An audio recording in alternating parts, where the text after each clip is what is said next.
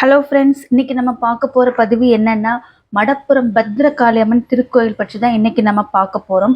பத்ரகாளி அம்மன் கோயில் தமிழ்நாட்டின் சிவகங்கை மாவட்டத்தில் உள்ள மடப்புர கிராமத்தில் அமைந்துள்ள காளியம்மனுக்கு அர்ப்பணிக்கப்பட்டுள்ளது.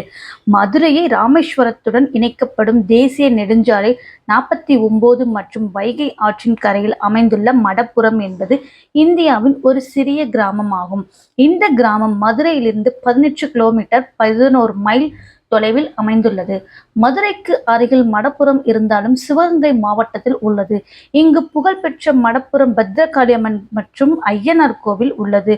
மடப்புர காளி மதுரை பாண்டிய மன்னனின் காவல் தெய்வமாக கருதப்படுகிறது. கோயிலுக்கு மேற்கூரை இல்லை. மடப்புரம் காளி கூரையின்றி சுமார் 12 அடி 37 மீட்டர் உயரத்தில் நிற்கிறாள். அமாவாசை நாட்களில் எலுமிச்சம்பழ மாலையும் அர்ச்சனையும் வைத்து மக்கள் கூட்டம் கூட்டமாக வருவார்கள். மடப்புரக்காளிக்கு புராணத்தில் முக்கியத்துவம் உண்டு. ஒரு பிரளய காலத்தில் மதுரை மாநகரம் வெள்ளத்தால் சூழப்பட்டு முற்றிலும் மறைந்து விட்டது. அப்பொழுது மீனாட்சியம்மன் மதுரைக்கு எல்லை காட்ட வேண்டும் என்று இறைவனிடம் கேட்டார். சிவபெருமான் தன் கழுத்தில் உள்ள ஆதிகேசனை எடுத்து மதுரையை வளைத்தார். மேற்கே திருவேடகமும் தெற்கே திருப்பரங்குன்றமும் வடக்கே திருமாலிருஞ்சோலையும் வைத்து எல்லையை வகுத்த இறைவன் கிழக்கில் தற்போது உள்ள மடப்புரத்தில் படத்தையும் வாளையும் ஒன்று சேர்த்து எல்லை காட்டினார். இதனால் ஆதிகேசன் வாயில் உள்ள விஷத்தை அம்மன் உண்டு இங்கு காளியாக எழுந்தருளினாள். அங்குள்ள ஐயனார் காவல் தெய்வம். அம்மனுக்கு தன் வாகனமாகிய குதிரையை தந்து அம்மனுக்கு நிழல் தந்து அடைக்கலம் தந்தார். இதனால் அடைக்கலம் காத்த ஐயனார் என்று அவர் பெயர் பெற்றார். மிக பழமையான இத்தலத்திலுள்ள காளி பக்தர்களின் எண்ணற்ற வேண்டுதல்களை நிறைவேற்றி வருகிறாள். பக்தர்களின் நம்பிக்கையை கைவிட மாட்டார். செய்வினை, பில்லி, சூன்யம் ஆகியவற்றை இத்தலத்து அம்மன் தீயாய் பொசுக்கி விடுவதில் இத்தலத்து அம்மனை தங்கள் குலதெய்வமாக வழிபடுகிறார்கள். பகைவர்களை வெல்லும் சக்தியும் தருவதால் இத்தலத்து பத்ரகாளி அம்மன் மிகவும் ஆக்ரோஷமாக சக்தி உள்ளவர். பத்ரகாளி அம்மனை வணங்கினால் கோர்ட் சம்பந்தப்பட்ட வழக்கு விசாரணைகள் எளிதில் வெற்றி கிடைக்கிறது. வியாபார விருத்திக்காக இத்தலத்தில் வழிபடுவோர் நிறைய பேர் உண்டு. மிகப்பெரிய கோடீஸ்வரர்கள் எல்லாம் வழக்கமாக இத்தலத்தில் வழிபடுவதை அடிக்கடி பார்க்கலாம். இத்தலத்தில் உள்ள சிறப்பம்சங்கள்: சம்கார தேவதையாக காட்சி தருகிறாள் பத்ரகாளி அம்மன். கீர்த்தியை நோக்கி திரிசூலம் கீழ் நோக்கி பற்றி கலியுகத்தில் அநீதிகளை அளிக்கும் சம்ஹார தேவதையாக தனது தலையில் சுடர்விடும் அக்னியை கிரீடமாக கொண்டு உலகை காக்க உலாவரும் கோலத்தில் நின்று காட்சி செய்கிறாள்.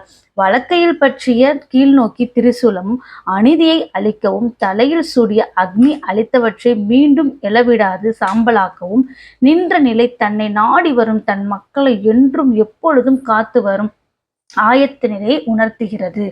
காளி நிற்கும் பீடபீம் நீளம் அகலம் உடையது. அதன் மேல் போருக்கு ஆயத்தமான நிலையில் தன் முன்னங்கால்களை தூக்கி பின்னங்கால்களை ஊன்றி அன்னையின் ஆற்றலை வெளிப்படுத்தும் சக்தி வடிவமாக குதிரை நிற்கிறது. அடைக்கல காத்த ஐயனாரை பற்றி சொல்லணும்னா, மூலஸ்தானத்தில் எழுந்தருளி இருக்கும் மூர்த்தி நின்ற கோலத்தில் காணப்படுகிறார். வலது கை நீண்ட சுதையின் மீது அமைந்துள்ள கோலத்தில் விளங்கும் இத்திருவுருவமாகும். இவரே இக்கோயிலின் காவல் தெய்வம். இத்தலத்தின் ஆட்சி தெய்வம் இவர் என்பதால் மிகவும் சக்தி தெய்வம் என பக்தர்கள் பயபக்தியோடு கூறுகின்றனர். அம்பாளுக்கு நிழல் தரும் விதமான பிரம்மாண்டமான குதிரை இருக்கிறது. மற்ற கோயில்களில் குதிரை மீது இருக்கும் ஐயனார் இங்கு தனியாக சந்நிதியில் அமர்ந்திருப்பது தனி சிறப்பு தான். 1000 ஆண்டுகள் முந்திய பழமையான கோயில். தேவாரம் பாடிய திருத்தலமாம் திருப்புவனாதர் கோயிலுக்கு வடகிழக்கில் அமைந்துள்ள இத்தலம் இயற்கை எழில் கொஞ்சம் சோலைகளுக்கு நடுவே இருப்பது மிகவும் சிறப்பானது. மதுரை மண்டலத்தில் மடப்புரம் காளி என்ற வார்த்தை கேட்டாலே துஷ்டர்களும் நடுங்குவார் என்பது வழக்கம். இதனால் இவ்வட்டாரத்தில் இக்காளியம்மன் மிகவும் பிரசித்தி பெற்றது. வாரத்தின் ஒவ்வொரு வெள்ளிக்கிழமை கோயில் ஆயிரக்கணக்கில் மக்கள் கூட்டம் கூடுகிறது.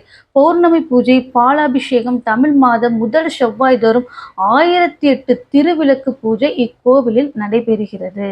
இந்த பத்ரகாளி அம்மன் கோயிலுக்கு நீங்கள் உங்களுடைய வேண்டுதலை என்ன வைத்தாலும் கண்டிப்பாக நிறைவேறும். ஒவ்வொரு வெள்ளிக்கிழமை அந்த கோயிலுக்கு சென்று காளியம்மனுக்கு 21 இல்லைன்னா 108 உங்களா 51 உங்களால எவ்வளவு முடியுமோ அந்த எலுமிச்சம்பழத்தை அம்மனுக்கு சாற்றி வழிபடலாம். நன்றி, வணக்கம்.